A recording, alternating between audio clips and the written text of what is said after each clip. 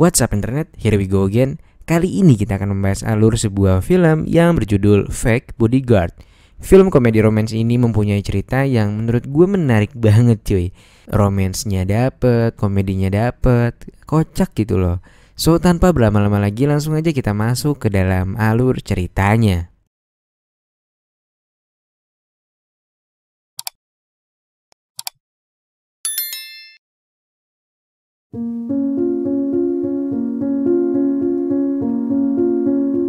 Film dibuka dengan menampilkan seorang pria bernama Wang yang dalam keadaan terluka serta lupa ingatan karena baru saja terjadi sebuah insiden dengan dirinya.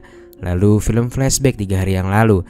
Saat itu mereka sedang berada di Mumbai atau negara fiksi dan sedang dalam perjalanan untuk menjemput wisatawan yang bernama Mr. Chen di sebuah stasiun. Di tengah perjalanan, Wang mencoba untuk mengungkapkan perasaannya yang sudah dipendam selama 7 tahun lamanya dengan sobat karibnya sendiri, yaitu seorang gadis yang bernama Zhu. Namun sepertinya perasaan Wang bertepuk sebelah tangan dan Zhu menolak cintanya. Dalam trip itu mereka juga mengajak adik Zhu yang bernama Zhuang, yang merupakan seorang gamers ganteng idaman seperti Reza Arab Octavian. Saat sedang santuy berkendara, tiba-tiba dari kaca spion terlihat sebuah mobil yang mencoba mendekat. Beruntungnya, Zhu dengan cepat bisa mengemudikan dengan fokus. Zhu yang kesal akhirnya langsung mengejar mobil hitam itu dan memarahinya. Namun pengemudi yang sedang maskeran itu sepertinya nggak ngerasa bersalah.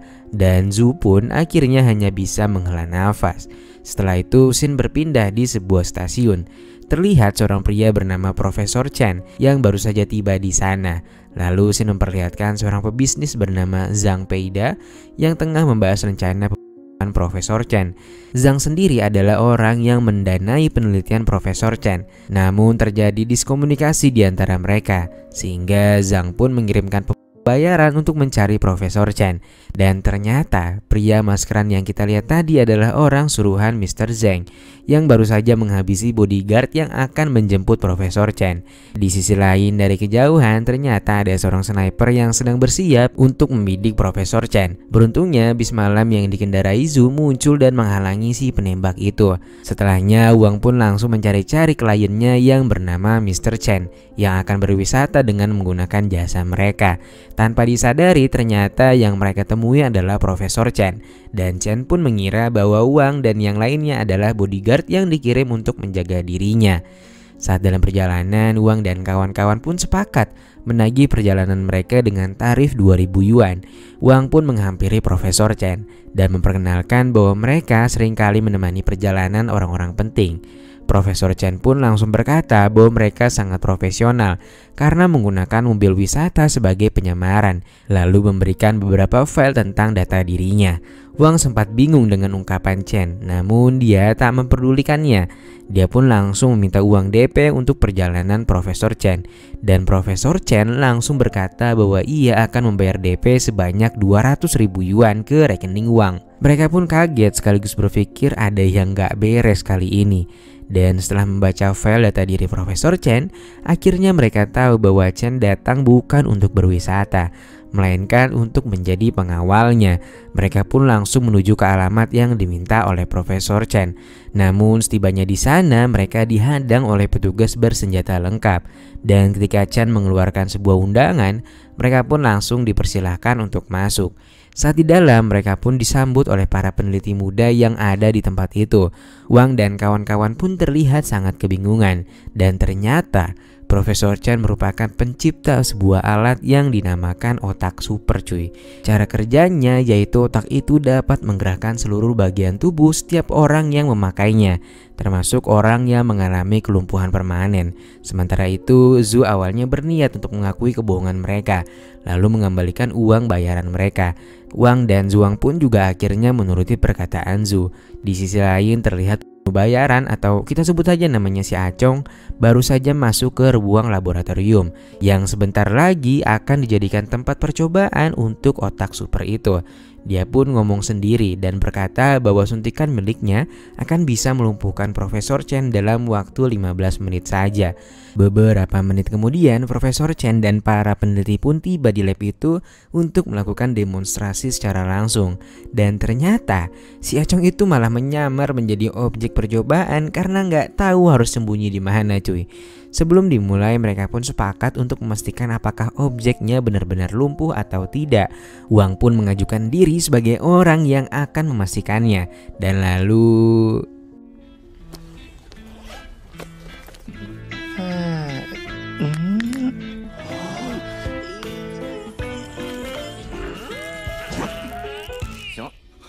hingga saat Wang akan menggunakan jumper mobil untuk pengetesan, tiba-tiba dia malah setrum sendiri dan terjatuh di depan si Acong. Suntikan yang dibawanya pun malah justru mengenai dirinya sendiri. Alhasil dia pun menjadi nggak bisa bergerak sama sekali, cuy. Beberapa saat kemudian, akhirnya Profesor Chen pun mulai menggunakan otak super miliknya ke kepala si Acong. Dan terlihat Acong langsung bisa menggerakkan tubuhnya melalui kendali yang ada di laptop Profesor Chen. Ketika Chen sudah selesai dengan percobaannya dan akan segera pulang, secara tiba-tiba terdapat pangeran yang bernama Pangeran Tala. Pangeran Tala memuji keberhasilan Profesor Chen. Dia pun berkata akan melindungi Chen dengan pengawalan penuh, serta berjanji akan membantu proses produksi otak-otaknya secara massal. Dia pun mengumpulkan para bodyguard Profesor Chen, yaitu Wang, Zhu, dan Zhuang. Lalu berkata bahwa mereka harus melindungi Profesor Chen dan bersedia mengantarkannya ke kediaman pangeran esok hari. Dan mau gak mau mereka bertiga pun terus menjadi bodyguard Profesor Chen hingga acara selesai. Di sisi lain, pada malam harinya ternyata si Acong udah disembuhin dan racunnya udah disedot sama si cowok tulang lunak ini. Tubuhnya pun udah kembali normal seperti sedia kala. Dan tak berselang lama, Acong pun langsung kembali beraksi. Kali ini dia menyamar menjadi seorang kurir yang akan mengantarkan makanan untuk Profesor Chen, yang saat itu sedang berbincang dengan Wang dan kawan-kawan. Acong pun tiba di bis malam mereka dengan pakaian lengkap seorang kurir, lalu meletakkan panci berisi produk yang sudah diset selama 2 menit. Namun Acong datang di saat yang gak tepat, cuy. Saat itu di antara Wang dan Zhu sedang terjadi perdebatan. Alhasil Acong pun ditahan-tahan untuk dimintai pendapat siapa yang benar dan siapa yang salah. Acong yang tahu waktunya akan habis, dia pun terpaksa untuk menggagalkan niatnya yang kedua kalinya, cuy.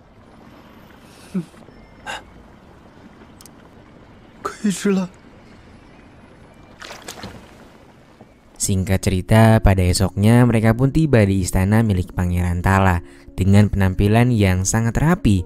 Namun saat baru saja mereka akan masuk ke dalam, Wang, Zhu, dan Zhuang ditahan pihak keamanan istana karena rupanya Pangeran Tala sudah mengetahui bahwa mereka adalah pengawal gadungan. Namun di sini Wang dengan percaya diri mencoba membuktikan bahwa dia adalah benar-benar pengawal internasional. Pertama-tama Zhuang dites kemampuannya. Wang berkata bahwa Zhuang adalah seorang hacker lulusan Eropa yang baru saja pulang kemari.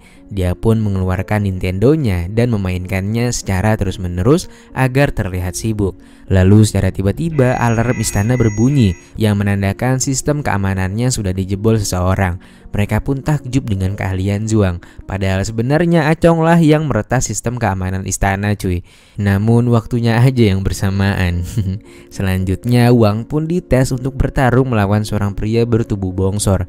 Di sisi lain Acong terpantau sedang bersiap dari atas untuk membidik Profesor. Namun secara tiba-tiba Acong malah dikagetkan dengan adanya seorang penjaga. Alhasil tembakannya pun meleset dan mengenai si pria bongsor itu. Setelahnya Profesor pun meminta kepada pangeran untuk menyudahi pengetesan ini, dikarenakan dia sudah menganggap bodyguardnya seperti sahabatnya sendiri. Singkat cerita, Profesor pun dibawa ke sebuah ruangan dan hanya berduaan saja dengan pangeran. Rupanya pangeran ingin meminta bantuan kepada Profesor untuk membantu menyelesaikan masalah ukuran Joninya yang hanya sebesar ibu jari. Profesor pun akhirnya menolongnya dan terlihatlah progres yang sangat signifikan. Di sisi lain, Acong mencoba masuk ke dalam ruangan melalui atap genteng, lalu turun dengan menggunakan tali. Namun sialnya, tali yang digunakan Acong tersangkut masker yang biasa dia gunakan. Sementara di luar, para bodyguard profesor pun mulai merasa curiga karena mereka terlalu lama berada di dalam. Hingga akhirnya si Acong pun jatuh tepat menatap burung perkutut pangeran. Dan tak berselang lama, para pengawal juga akhirnya menyaksikan kelucuan itu. Hingga akhirnya terjadilah adegan baku tembak di antara mereka. Dan sialnya, Zhu terluka karena menyelamatkan Profesor Chen. Suasana pun berubah menjadi haru secara tiba-tiba. Padahal Zhu cuma tergores sedikit saja. Di tempat lain, Zhang Peida mendapatkan kabar bahwa Acong belum juga berhasil meringkus Chen. Ia pun memutuskan untuk mengambil alih sendiri misi untuk mengalahkan Profesor Chen. Di sisi lain, Wang dan Zhuang terlihat sangat bersedih karena hanya Zhu yang diundang makan malam bersama dengan pangeran dan juga profesor. Yang mana ternyata pangeran pun terlihat rada-rada sakne melihat montoknya Zhu. Setelah makan malam selesai, Zhuang melihat di internet akan adanya sayembara bagi siapapun yang bisa menangkap Profesor Chen. Mereka semua pun terkejut melihatnya. Zhu akhirnya memberi saran kepada Chen untuk tak menghadiri pertemuan konferensi medis yang akan dilaksanakan besok. Namun Chen bersikeras akan mendatanginya, dikarenakan hanya itulah satu-satunya cara agar otak-otak buatannya bisa diproduksi secara massal. Dan nantinya harapannya akan bisa dibagikan secara cuma-cuma. Sedangkan yang diinginkan Zhang Peida hanya mau menjualnya ke orang-orang sultan aja cuy. Pada malam harinya terjadi perdebatan di antara Zhu dan juga Wang mengenai pengawalan pada esok hari yang bisa saja berakibat fatal seperti yang baru saja terjadi dengan Zhu. Namun Zhu tak ingin mundur dalam misi ini, hingga akhirnya perdebatan itu pun berakhir dengan perginya Wang dari kelompok mereka. Saat Wang belum jauh pergi dari sana, tiba-tiba seorang pria suruhan Zhang Peida datang menghampirinya. Dia pun dibawa untuk bertemu dengan Zhang.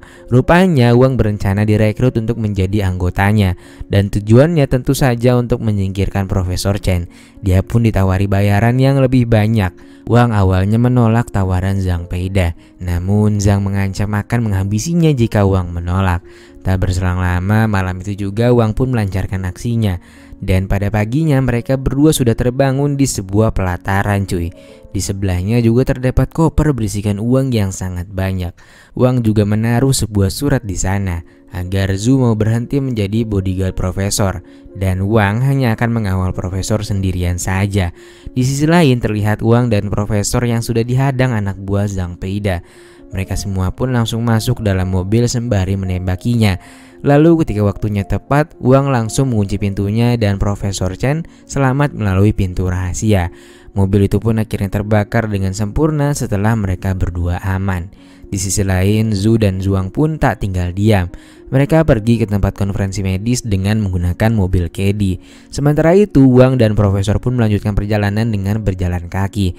Namun sayangnya di tengah perjalanan mereka bertemu dengan banyak pasukan sayembara yang ditawarkan Zhang Peida di internet. Beruntungnya Acong datang dan menghabisi para pasukan sayembara itu. Rupanya Acong gak ikhlas kalau targetnya diembat orang lain. Dia cuma mau kalau Profesor meninggoy di tangannya. Setelah itu Acong pun bersiap untuk membedil Profesor Chen. Dan ajaibnya, tiba-tiba Zhu muncul dan memukul Acong dengan panci teflon. Adegan pun semakin memanas karena melon milik Zhu terlihat sangat bergetar dan juga sangat menggemaskan tentunya. Acong pun akhirnya pingsan dan dia lagi-lagi gagal untuk kesekian kalinya cuy. Singkat cerita, mereka berempat pun kembali berjalan menuju konferensi medis. Namun lagi-lagi ada pasukan sayembara yang juga menginginkan Profesor Chen. Wang pun menyembunyikan mereka di balik gorden. Sementara Wang memastikan agar Zhang Peida mempercayai perkataannya, yang mana Profesor melarikan diri dari dirinya. Zhang yang merasa dipermainkan akhirnya membawa Wang dan Wang pun menerima akibat dari kegagalannya. Sementara itu, Zhu yang melihat Wang pun langsung berlari dan menghampirinya. Namun Zhu malah ditahan dan dia malah disuruh menyaksikan hukuman yang akan diberikannya kepada Wang secara lebih dekat. Lalu karena sudah nggak tahan lagi menyaksikannya, Zhu pun akhirnya berucap bahwa dia tahu di mana Profesor berada. Di sisi lain, Zhuang yang saat itu sedang mengantar Profesor ke konferensi pun menegur Profesor karena hanya mementingkan urusan pribadinya saja. dan gak memperdulikan nasib Wang dan juga Zhu. Profesor pun akhirnya tersadar dan mereka pun langsung kembali ke gudang itu. Setibanya di sana, Profesor pun langsung ditodong oleh para peserta sayembara. Beruntungnya tak lama kemudian si Acong kembali muncul dan baku tembak di antara Acong dengan para peserta sayembara pun terjadi lagi. Dan alasannya lagi-lagi sama, yaitu Acong berpegang teguh bahwa hanya dialah yang boleh menghabisi Profesor Chen. Dan akhirnya kekacauan pun terjadi di antara mereka. Profesor dan Zhuang pun membawa Wang ke tempat yang lebih aman. Di sana Profesor terlihat sudah pasrah atas semua kekacauan ini. Hingga saat dia melihat Nintendo milik Zhuang, dia pun berniat untuk menghubungkan otak super itu dengan Nintendo milik Zhuang. Namun mereka membutuhkan satu orang untuk dijadikan objeknya. Wang pun dengan tertatih-tatih mengatakan bahwa dia bersedia dijadikan objek untuk menyelamatkan Zhu. Akan tetapi mereka memiliki masalah, di mana setelah proses berlangsung ternyata memori otak Wang sangat kecil. Kira-kira cuma sekitar 32 gigaan doang cuy. Lalu Wang pun mengizinkan Profesor untuk menghapus semua memorinya, kecuali memorinya dengan Zhu. Namun setelah diperiksa ternyata kepala dan otak Wang isinya hanyalah Zhu. Pada akhirnya dengan berbagai pertimbangan, Wang pun akhirnya mau menghapus semua ingatan tentang Zhu demi bisa menyelamatkan Zhu. Aduh, mau terharu tapi kocak. Gimana dong nih? Hingga singkat cerita, Wang pun berhasil terhubung dengan otak super dan Nintendo milik Zhuang. Zhuang yang merupakan gamers ganteng idaman pun mulai menunjukkan skillnya, dan Wang pun memerankannya dengan sangat memukau. Hingga akhirnya Wang pun berhasil mengalahkan semua peserta sayembara tanpa terkecuali cuy.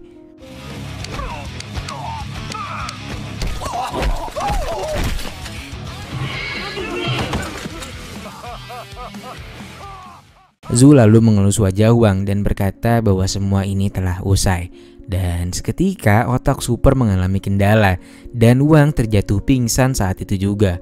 Zhu langsung bertanya apa yang terjadi dengan Wang kepada Profesor. Dan Profesor menjawab bahwa kondisinya sangat gawat. Di tengah keharuan itu, Zhu pun berucap bahwa sebenarnya dia juga sangat mencintai Wang.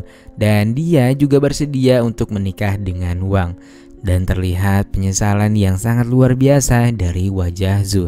Di akhir film, setelah sebulan tak sadarkan diri, saat sadar dari koma, Wang dan Zhu pun segera melangsungkan pernikahan. Dan Profesor Chen lah yang menjadi penghulu mereka. Dan lalu film pun selesai. Anjay, keren banget filmnya nih asli. Gimana ya mendeskripsikan itu kayak sosit-sosit tai kotok gitu. Oke, jadi sekian dulu pertemuan kita pada kali ini. Makasih banget buat yang udah nonton filmnya sampai habis. Dan see you.